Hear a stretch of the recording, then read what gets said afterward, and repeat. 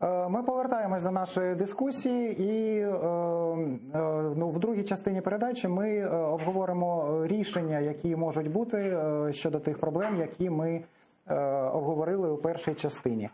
Частину рішень вже я записав і, можливо, інші учасники прокоментують. Тут було і зменшення корупції, інституційні зміни, податкова амністія, диджиталізація, tax invoice, митниця перезавантаження, кешлес, трудовий кодекс оновлений, я так розумію, і зменшення радикальних штрафів.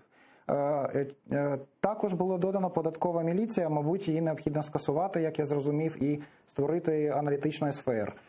Ось такий в мене вже перелік, і чи є що додати? Щодо податкової міліції, якщо обговорювати це питання, то податкова міліція дійсно, її треба ліквідувати, і, власне кажучи, є консенсус певний і в політиці, і серед експертів, що це є на часі, тим більше, що вона, власне кажучи, так зараз чи працює, чи не працює, нікому не зрозуміло.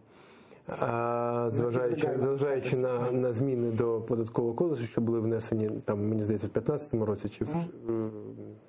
Отже, але дуже важливо, що буде на місці податкової міліції.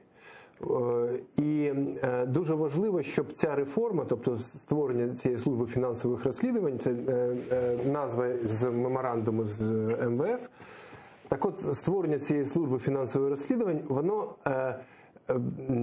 відбулося таким чином, щоб не тільки просто була ліквідована податкова міліція, а ми з вами отримали податкову міліцію під іншою назвою, а функції правоохорончі в економіці Міністерства внутрішніх справ та Служби безпеки України були також ліквідовані і закумульовані в Службу фінансових розслідувань. Тут є два підходи.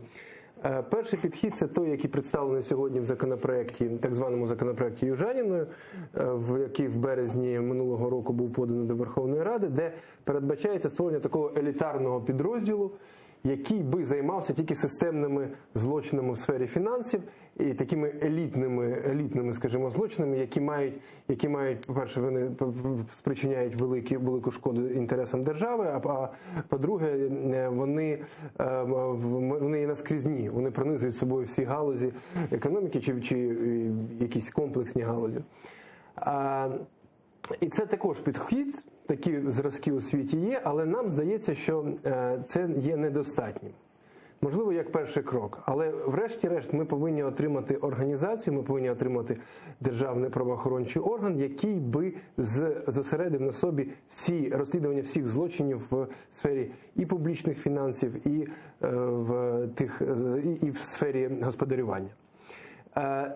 Можливо, це не буде 4,5 тисячі, як це заявлено сьогодні для Служби фінансових розслідувань, чисельність. Можливо, це повинна бути більша чисельність. Але якщо ми не усунемо дублювання є основною проблемою, то ми з вами знову отримуємо ці паралельні розслідування. Ми не отримуємо цього єдиного вікна, умовно кажучи, для бізнесу і єдиної контактної особи, з якою би він контактував у випадку, якщо, не дай Боже, він вчинить злочин. Тому реформа в виділенні, скажімо так, правоохорончої функції з Державної фіскальної служби, вона повинна полягати саме в цьому.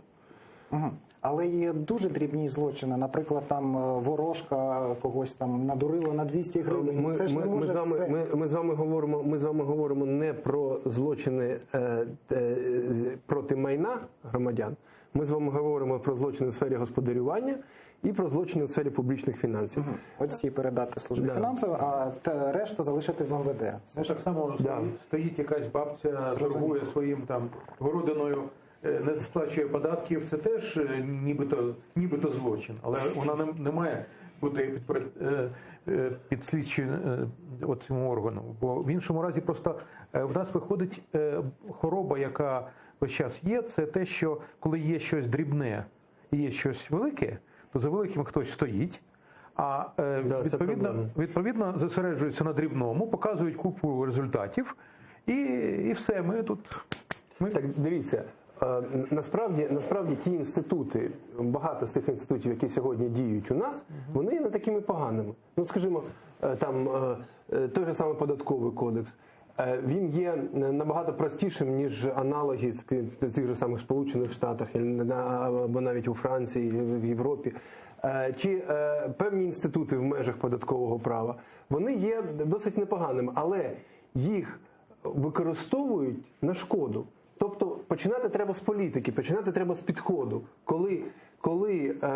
І це люди досить швидко, мені здається, зрозуміють, чи нова влада, в неї залишилися такі підходи, чи вони змінилися. Коли ти використовуєш те, що написано в законі на шкоду бізнесу, це одне. А коли ти намагаєшся стягнути податки справедливо, а не стільки, скільки зможе сплатити бізнес, і між цими підходами є досить велика різниця, і люди її відчувають, мені здається. Дивіться, я гаряче погоджуюсь з вашим підходом і весь час його відстоюю, що треба всі ці реформи і взагалі дотримання законності, воно історично взагалі розповсюджувалося тільки зверху вниз. Бо були смерди, які там не виконували жодних правил, і тому вони були смерди, і були благородні, які жили за правилами, і от далі це розповсюджувалося зверху вниз. І по-іншому воно ніколи не працює. От це дуже важливий момент. Але що стосується того, що наше законодавство хороше, ні, воно не хороше, тому що його треба порівнювати не з якимись іншими країнами, а порівнювати з тією культурою, яка є у нас. Так от для нашої культури, от скажімо, спрощена система оподаткування, я був одним з тих, хто стояв біля її витоків, вона була створена як альтернатива тіні і повній сваволі податкових інспекторів на тлі цієї тіні. Тобто стояли люди на базарі, сплачували кожного дня податковому інспектору і нічого більше не платили взагалі. І вона була створена як такий компроміс, який є з одного боку абсолютно простим, не допускає жодної дискреції, тобто можливості вирішувати на власний розсуд. А з іншого боку, від нього важко ухилитися, тому що, який там в тебе оборот, якщо ти стоїш на базарі, там він в тебе не буде надто великим. Але от цей податок візьми та сплати. І немає сенсу навіть ухилятися. Звісно, будь-який режим, його хтось починає використовувати в своїх цілях. Тут я хотів би якраз додати ще один момент, який я не говорив, не було запиту на те, щоб давати рецепти. Це те, що боротьбу з цими схемами, якщо її починати, то і теж треба починати не з боку ФОПів, а з боку тих, хто ці схеми організує. Свого часу я навіть підготував такі попередні матеріали, вони ще не готові як методичні, але їх можна довести до ума, про те, як розрізняти справжню франшизу чи справжній торгівельний майданчик від псевдофраншизи, псевдомайданчику. Відповідно, на справжньому працюють справжні ФОПи, наприклад, Hotline, OLX і таке інше. А на псевдомайданчику працюють псевдофопи. Зрозуміло. Ви можете надіслати нам також це дослідження? Воно є. Так, мені здається, що все-таки, знаєте, ми опять сходимо до теми ФОПів чи от до цієї теми. А проблема, вона системна. Проблема в тому, що там скільки існує держава, то законодавство, воно не змінювалось. Тобто, є Трудовий кодекс, наприклад, який є адом зараз. Стільки бумаг треба зробити. 73-го року, здається, так? Так. Чи є закон о приміненні РРО? Він там 96-го року. Вже змінилось інше життя. Так. І ці системні зміни, їх треба робити, якщо загалом треба починати зверху вниз.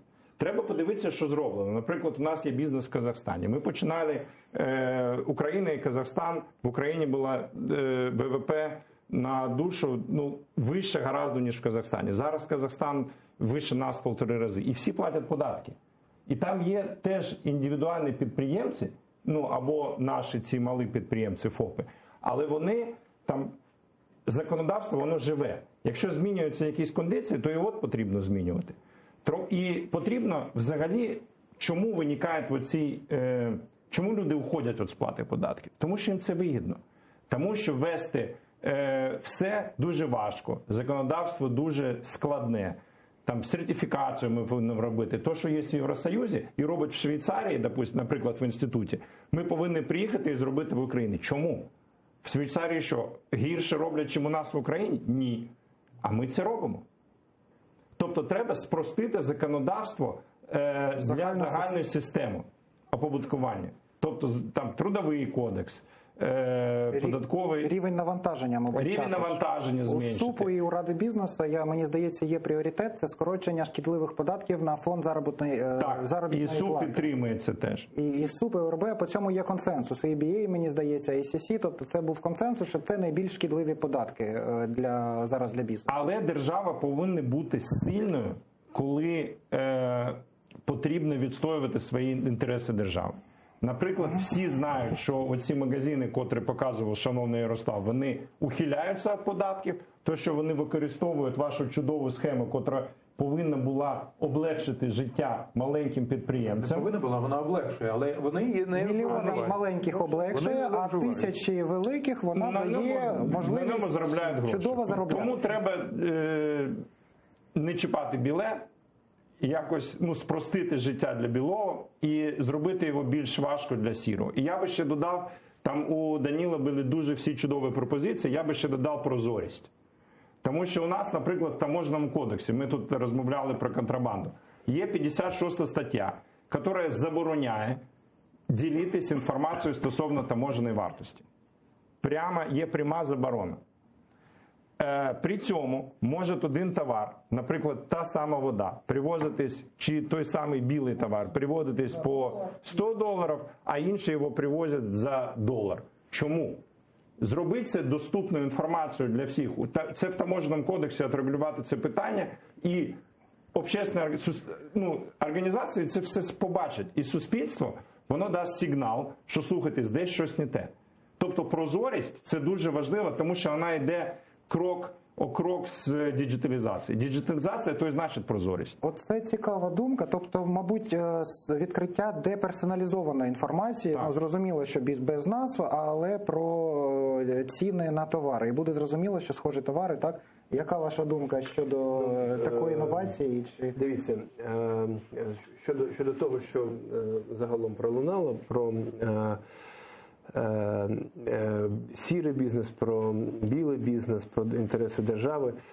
Фінанси, публічні фінанси – це завжди компроміс. Компроміс між суспільством, компроміс між державою, компроміс між бізнесом. Ну і ще в нашому випадку компроміс ще й з нашими міжнародними партнерами, кредиторами нашими, з якими ми також вимушені домовлятися. І це та точка, в якій ми повинні знайти найкращий баланс. Щодо зменшення, щодо шкідливості податків на заробітну плату, мені здається, що на сьогодні говорити про їх таке різке зменшення, чи взагалі про зменшення їх в короткостроковій перспективі, мені здається, нема для цього достатніх підстав. Чому? Тому що ми повинні знайти компроміс, повертаючись до цього ж компромісу. Ми можемо з вами, безперечно, забезпечити стимул для певного зростання, тобто винайти певну частину коштів для фінансування державних видатків за рахунок якоїсь частини населення. Як це, власне кажучи, сьогодні зроблено за останні 5 років? Мінімальна пенсія зменшилася на 40% в доларовому еквіваленті, а середня пенсія зменшилася на 26% в доларовому еквіваленті. Тобто заробітна плата в квітні, вона дійсно вже навіть трошки перевищила, мені здається, 13 рік, а виплати соціально незахищеним верствам населення, вони значно скоротилися. При тому, що у нас 2 мільярди дефіциту зараз фонду соціального страхування і 3-місячні затримки з виплатою лікарняних і декретних. І при тому, що в нас дефіцит пенсійного фонду і проблеми тільки за цей рік 4,5 мільярди гривень казначейство надало кредит пенсійного фонду, який не був повернутий на так звані касові розриви. Тобто це такі серйозні речі, це тільки частина. Да? Коли ми говоримо про те, що все ж таки ЄСВ, і будемо про це говорити відверто, він є у нас один з найнижчих в Європі. Навіть якщо ми згадуємо з вами ту Латвію, яку ми так часто звикли згадувати, мені здається, що там близько 35% відрахування від роботодавця та відрахування від працівника. Якщо ми говоримо про Германію, близько 40% пополам. Якщо ми можемо порівнювати з різними країнами, але ті відомості, ті дані, про які, якщо ми з вами візьмемо Doing Business і проаналізуємо ті критерії, за якими ми у 8-му десятку перебуваємо, то оподаткування там не перший критерій. Якщо ми візьмемо з вами звіт Міжнародного валютного фонду, то ми побачимо, що оподаткування, пільги податкові для прийняття інвесторам рішень про інвестування чи не інвестування в країну, воно не на першому місці і навіть не на другому місці. Мені здається, з 10 критеріїв на 7-му. Да. Ну, я можу помилятися, але те, що не основне, це 100%. Тому це питання компромісу, це питання в якій точці його знайти і за рахунок чого його вирішити. Митні процедури. Основна проблема з митними процедурами навіть не у публічності, не у прозорості доступу до інформації, хоча мені здається, що повинен обов'язково бути реєстр рішень, прийнятих митним органом, і щоб він був доступним. Так само, як, до речі, і реєстри податкових повідомлень рішень. Це також повинно бути доступно для платників податків. Але в митниці це скорочення часу на митне оформлення, тобто та ж сама діджиталізація митних процедур. Це встановлення, врешті-решт, CRM, нормальної сучасної CRM в митній службі. Коли вони ж до сих пір обмінюються паперами. Весь документообіг в митниці, він є паперовим. Ну це жах в наші часи.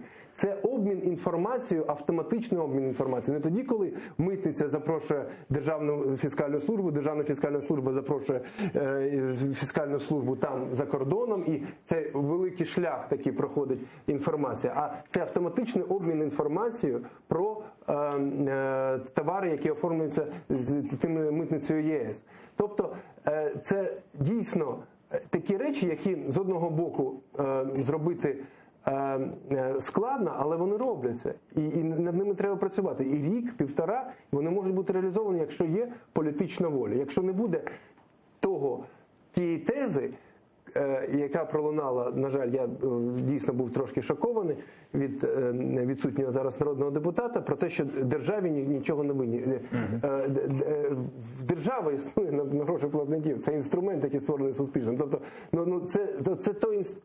це той стан справ, який ми сьогодні з вами бачимо. Коли держава, вона не представник суспільства, вона існує автономно, і в неї є свої власні інтереси. А інтереси у суспільства, інтереси у держави, вони конкурують між собою, вони між собою стикаються, тобто, жахлива насправді ситуація. Держава наша незалежна від народу. Це така своєрідна українська незалежність. Тому мені здається, що оцей шлях, його треба починати, його треба вже долати сьогодні. Вибачте, що багато часу зайде. Дуже дякуємо за вичерпну відповідь. Я би ще додав. Є ще додати, Надію ми ще не чули. Давайте ви, потім Надія. Розумієте, що дуже важливо, і це знов про державні фінанси. Ці системні зміни, вони потребують дуже багато часу. Тут я з вами згоден на 100%. Але нам потрібні швидкі перемоги. Якісь. Я не знаю, які. Давайте припинимо корупцію. Давайте з цього почнемо. Ну як ми припинимо корупцію? Ну бурштин давайте почнемо. Що всі знають, яким чином це працює. Той же самий гральний бізнес. Всі знають, хто стоїть за ким стоїть і чому воно все повністю в тіні. Тобто ті галузі, алкоголь, більше 60% в тіні. Паливо, сьогодні паливо. Там більш такі системні проблеми, вони зараз начебто, як вони вирішуються, це вже інше питання, але хоч туди хтось іде у цьому напряму. Але певні величезні галузі, вони існують в тіні. Дивіться, у нас є ювелірна галузь, у нас є ювелірка так само, От ми прозорі. Ми в 15%, ми припинили. Це дуже мало. Колеги, є одне системне рішення, яке підготували саме 1,5 роки тому аналітичні центри, Рада бізнесу і Спілка українських підприємців брали участь у роботі групи Мінфіну. Є міжнародна практика стимулювання покупців отримувати фіскальні чеки. Їх є 3 типи. Є італійський досвід, він для нас взагалі неприйнятний, коли штрафують покупця. Є досвід з фіскальними лотереями, але він не спрацював у Грузії, дуже півроку лише працював.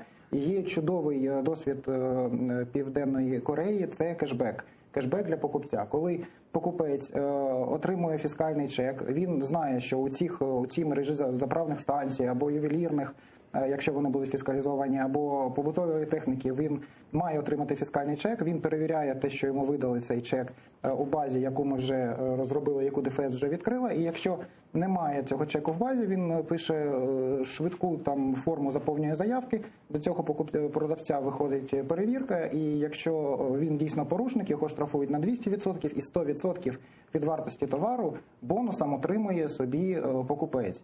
Цей досвід чудово себе зарекомендував, і які є думки щодо у вас? Я можу сказати, що є дослідження, між іншим, МВФ, в якому вони хотіли, мабуть, показати, що фіскалізація – це щось таке ого-го.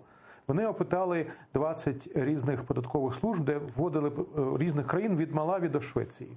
І дійшли висновку, що фіскалізація – це не срібна куля, а це дорогі ліки, які з непідтвердженим ефектом. Тобто вони не змогли підтвердити ефект від фіскалізації взагалі. Вони сказали, що є ефект від системної реформи. Там, де це робилося разом з системною реформою фіскальної служби, наприклад, ефект є, але чи є він від фіскалізації чи більше від цієї реформи, вони цього сказати не можуть. І я ще раз підкреслюю, що за наших чудових умов, коли в нас є така річ, як конверти, це взагалі засіб, який не працює. А от на митниці, те, що ви говорили, діджиталізація митниці, і я ще додам такий цікавий момент, що отой митник, який бере хабара, або який оформлює там, я не знаю, якісь там телефони, як домашні капці, він має бути не просто під контролем, він має бути під контролем, коли він не знає, що до нього не приходять, а за ним спостерігають. В нього висить камера, в нього все, що він робить на своєму комп'ютері, в онлайні доступно тій службі фінансових розслідувань. Всі картинки з сканерів онлайні доступні службі фінансових розслідувань. Він не знає, хто в який момент подивиться і що йому з цього буде. І от саме такі заходи, я займався питанням корупції. До речі, можу вам надіслати дослідження, яке я робив минулого року в Chatham House. Це дуже непросте питання, як долати корупцію. Це не можна так сказати, давайте просто подолаємо корупцію. Можна питання? Це зараз я закінчу. І, якраз от найефективніший спосіб попередження такого роду корупції – це не перевірки, а от таке спостереження, за яким той, за ким спостерігають, не може стежити. Дякуємо за вашу думку. Питання, чи вважаєте, що повинні бути рівні умови для ведення бізнесу? Ви? Їх принципово не може бути, бо малий бізнес і великий бізнес, він має різну структуру видатків, він по-різному працює. Окей. Ви вважаєте, оці приклади, котрі наводив, вони приклади малого бізнесу, котрі кореспондент наводив? Я ж про це спеціально сказав, що це, от я саме тому і розробляв оці критерії, що є великий бізнес, які псевдоплощадки, псевдофраншиза, і з яким працюють ФОПи, які взагалі їх там немає. Вони дають свої документи і отримують гроші. Мені що здається, що фіскалізація, то, що ви казали про Швецію, там, про Європу, вона просто там як вода, розумієте? Воно там скрізь тобі дають чек, а у нас тобі не дають чек. Європа для України взагалі не є референтною групою. Казахстан не є. Що для вас референтна Колеги, група? Володимир, Латинська Америка, Африка, країни з ВВП на душу населення. Для мене не Африка. Ні, а це країни, в яких аналогічні проблеми. Володимир, колеги, 30 секунд. Тільки на минулому тижні повернувся з Грузії, був там у 2 містах. Всі чеки, наче тотальна там фіскалізація майже пройшла, всі мають видавати чеки. чеки. І висновки такі: продавці, касові апарати у всіх стоять маленькі, такі дуже чудові, не видають взагалі. Невеличкі торгівельні магазини, центри видають паперові від руки, кафе, заклади харчування, бари видають паперові від руки, і лише супермаркети, середні та трохи побільше, друкують фіскальний чек, але відразу його отак ховають під прилавок. І це вам Грузія, яка нещодавно провела інституційну реформу, дуже широку фіскалізацію і таке інше. Я чому питав вас про кешбек? Нам би, мабуть, з тими, хто вже фіскалізований, зараз навести в цьому лад. Да? Нафтогазова група, алкоголь і таке інше. Можливо, ще трохи до медичні препарати. 90% ринку в тіні. Як не ставити до касового апарату? Там стоїть апарат. Не стоїть. Стоїть. Ні, хвилинку. Справа, що стоїть. Я зараз про те, де вже стоїть касовий апарат. Заправки 40% в тіні, медичні препарати 10-20%, побутова техніка 40% і таке інше. Навести тут лад і оцей стимулювання покупця отримувати чек. Що ви до цього, яке ваше насправді відношення? Нічого поганого не бачу в такій системі. В принципі, нормальна абсолютно система. І я хочу звернути увагу на те, що насправді вже ж є розробки певні, і Державна фіскальна служба в першу чергу цим займається, систем, які не передбачають навіть встановлення касових апаратів, реєстраторів. Тобто це облік за смартфоном, які ніяких витрат взагалі не треба робити. Будь ласка, в чому тоді проблема? От я не розумію, чому чесний бізнес не хоче. Ми ж не говоримо про те, що ми вводимо якісь умови інші. Ми ж не говоримо про те, що ми щось змінюємо. Ми говоримо про те, що безоплатно смартфоном фіксувати операції. Да, можливо, це певні труднощі, але вони співрозмірні з тим ефектом, який можна отримати від таких нововведень. Проблема в тому, що, по-перше, якщо говорити про тотальну фіскалізацію, так як наш минулий президент казав, що от як в Болгарії, там бабуся з квітами має апарат, то в неї смартфону немає. І в провінції смартфони далеко не у всіх. Але головна проблема в тому, що воно не працює. Тому що можна це записати, це здається, це ілюзія, що воно буде працювати. Бо воно буде працювати так, от як Олег щойно сказав у Грузії. Так, як ми щойно наводили приклади з ринками, які вже повністю фіскалізовані, і де продається контрафактний, контрабандний товар. Я ж кажу, я особисто сам в мережі супермаркетів з фіскальним чеком колись придбав. Що тоді працює?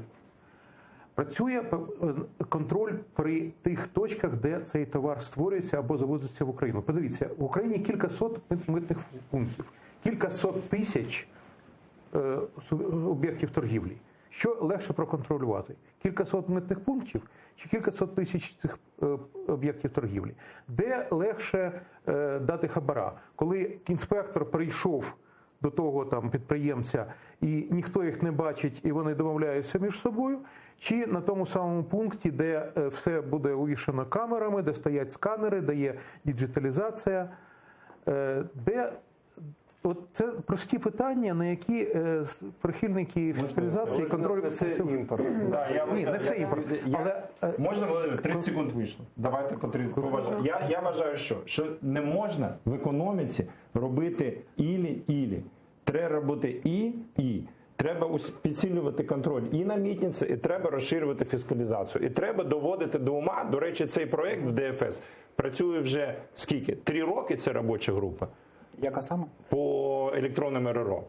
1,5 роки тому запустили пілотний проєкт. Його не буде взагалі. Щось воно 3 місяці не збирається. 3 місяці група не збирається. Ні, почекайте, вже 8 що вже вроді щось працює. Вже 8 розробок наші компанії подали, і вони пройшли конкурс, і зараз тестуються. Ви можете зараз на свій смартфон скачати вже програму і користуватись нею до кінця року в пілотному режимі. Можна, я скажу. Просто у нас дуже велика референтна група, розумієте, у нас до 50 тисяч індивідуальних підприємців, які працюють з нашими компаніями. Товар повністю 100% завозиться, це американські, європейські компанії, 100% товару завозиться в білу, є всі документи, більше того, є готовність компанії допомагати дистриб'юторам для того, щоб вони вели свій документообіг. І я хочу сказати, що для компанії насправді було б дуже вигідно і дуже добре, якби дистриб'ютори переходили, наприклад, на загальну систему оподаткування, чи там і навіть в випадку з касовим апаратом вони б теж могли їм допомогти. І були в нашій історії, скажімо, декілька спроб, коли готували і пробували, пояснювали, що було б добре, якби ви прийшли б на іншу систему оподаткування. Я вам хочу сказати, що рішенням дистриб'юторів було просто залишити бізнес. Тому що питання не тільки, це навіть питання прозорої індустрії. Розумієте, питання не в тому, що касовий апарат коштує там скількись там, а питання в тому, що приходять люди, які не мають MBA-підготовки. Розумієте, вони приходять, вони роблять помилки, вони наражаються на штрафи. Вони зразу, старт бізнесу означає, що потрібно мати якісь кошти на те, щоб твою бухгалтерію хтось вів, бухгалтер. Є дуже багато маленьких магазинчиків, які ви могли би навіть сплачувати з обороту менше, ніж 5%. І вони все одно переходять на третю систему, на третю групу оподаткування, для того, щоб до них не чіплялися там податкова і так далі, і так далі. Розумієте, ви створюючи, я розумію ідею те, що треба охопити якомога більше, в тому числі дрібних, щоб туди не пішли ті, які зловживають, да? Але коли ви говорите про те, що нам треба охопити і середній бізнес, який насправді зловживає, да? І найдрібніших, яку ситуацію ви створюєте? Ви створюєте те, що ви лякаєте найдрібніших, вони йдуть попереду колони, розумієте, за ними ховаються люди, які насправді зловживають і кажуть, ви бачите, вони хочуть вбити весь бізнес. Ви не маєте охоплювати такі великі аудиторії, скажімо, такі, тобто насправді треба це ризик, підхід оцінки ризиків, галузевий підхід і так далі. Розумієте, тому що якщо ви робите так, що давайте зробимо, наприклад, на всю торгівлю, чи там так, ну є різні, да, і торгівельні площі, якісь галузі і так далі. Да. Коли ви говорите, давайте максимально накриємо всіх, ви просто робите в одному котлі і людей, які порушують, і людей, які не порушують. І ми знову наткаємося на мети. Чи ні, тому що ви не контролюєте обсяг. Це ілюзія, розумієте? Я розумію, 3 мільйони чекати, це ілюзія. На мети отримаєте, все, ви не отримаєте результат. По хвилині, колеги, в нас 4 хвилини. І ще на секунду. Ні, а мита занижається. По хвилині. Смотрите, ну ви просто... Дуже важливу річ. Володимир, хвилина. Справа в тому, що можливості держави обмежені, тому неможливо робити і те, і те. Дай Бог зробити там, де велике. І крім того, є питання корупції. Фіскалізація означає розширення корупційних можливостей інспекторів. А якщо ми хочемо перезавантажити податкову і зробити її некорупційною, то спочатку це ази боротьби з корупцією, треба скоротити корупційні можливості. І тому розширювати їх до того, як буде перезавантажена податкова, це просто зірвати реформу податкової. Саме тому Насіров на цьому, наприклад, наполягав свого часу. Тому що він хотів зірвати цю реформу. Зрозуміло. Чи погоджуєтеся ви з підходом, що спочатку РРО для всіх найбільших порушників, так, величезні торгівельні центри, наприклад, величезні галузі, які найбільше ухиляються, а потім поступово розширювати на інше? Це таке складне питання. Трішечки трійки такого. Треба, знаєте, системно робити. Треба спрощувати все для білого бізнесу і треба впроваджувати дуже просту, але держава повинна бачити, хто скільки, тому що там є ПДВ, там є купа податків. Такі ПДВ. Хто? Оці мережеві платники? 200 магазинів, і вони не платять ПДВ. Так, вони на фотах. От вам показав кореспондент. У нас 2 хвилини. Всі згодні, що оцих необхідно припинити. Мені здається, що це питання компромісу, знову ж таки. Да, починати треба. Ми зараз обмінялися думками, є різні підходи, і вони зрозуміли ці підходи. Люди бояться того, щоб не було неправомірного тиску на них, щоб не було зловживань з боку контролюючих органів. І це теж треба врахувати, і це в першу чергу треба передбачити. Бо дійсно президент, він заявив про те, що жодних утисків щодо ФОПів не буде, і ми це будемо свято виконувати. І тому нам треба тут знайти дуже тонкий такий компроміс, дуже таке виважене рішення. А я б ще додав спрощення все-таки. 20 секунд. Окей. Можна додати? 15. Обов'язково спрощення ведення бізнесу для білого і прозорого, ну, середнього бізнесу. Наближити загальну систему Законодавство. до спрощеної. Да. Згодна, бо всі якісь нововведення завжди закінчуються тим, що приходять просто з додатковими перевірками до білого бізнесу, який і так все сплачує. Зрозуміло. Дуже дякуємо всім. Ми великий перелік пропозицій напрацювали, майже спільних. Тут і інституційні реформи, і діджитал, tax invoice, митниця, кешлес, трудовий кодекс, штрафи, прозорість, кешбек, відкриття інформації і, можливо, великі площі, але це залишалось дискусійним. Тому все це, якщо у вас є напрацювання, то ми можемо представникам нового парламенту ці напрацювання вже у вигляді законопроєктів надати, і ми сподіваємося, що це все Парламенту ще немає. прийнято в новому парламенті. Рішення Конституційного суду немає. Так, ми завершуємо нашу передачу. Ми дякуємо всім нашим гостям: Даніло Гетманцев, Надія Бедричук, Володимир Дубровський, Сергій Батрудінов. Ми повернемось наступного тижня, у наступний вівторок, і розповімо вам про схеми тіньової економіки. Буде новий випуск, нова тема, нова передача. Дякуємо всім. На все добре.